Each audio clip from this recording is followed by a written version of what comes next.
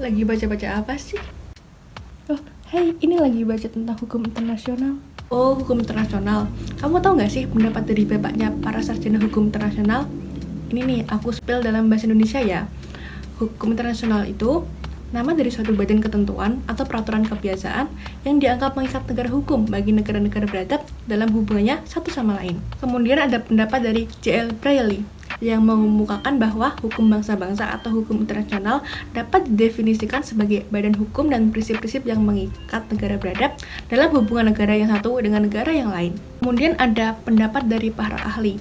Yang pertama dari Profesor Dr. J.G. Stock yang mengemukakan bahwa hukum internasional yaitu sekumpulan hukum yang sebagian besar terdiri atas asas-asas dan peraturan tingkah laku yang mengikat negara-negara sehingga ditaati dalam hubungan negara-negara tersebut.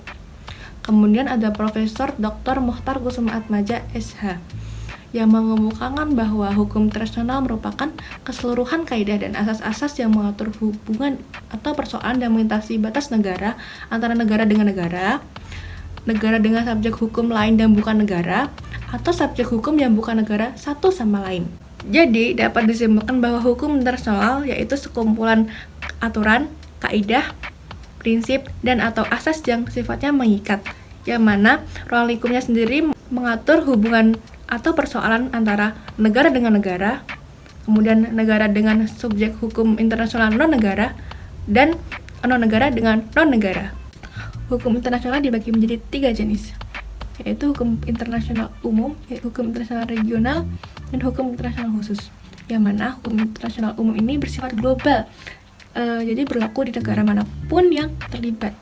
Hukum internasional regional ini juga bersifat umum, tetapi itu terbatas melalui wilayah. Jadi hanya berlaku di suatu wilayah tertentu. Kemudian ada hukum internasional khusus, yang mana seperti namanya sendiri yaitu khusus. Jadi hanya berlaku di negara-negara tertentu saja, namun tidak terbatas karena tumbuh melalui perjanjian internasional multilateral. Oh, kok kamu bisa menjelaskan sedetail itu sih?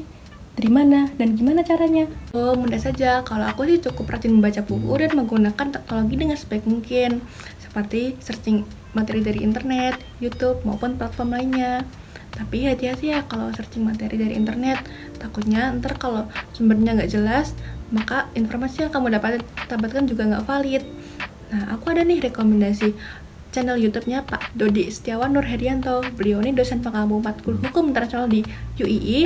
Materi yang disampaikan beliau di video-videonya sangat membantu aku dalam memahami mengenai materi hukum internasional. Jadi seperti itu kurang lebih yang dapat aku sampaikan. Semoga bermanfaat ya.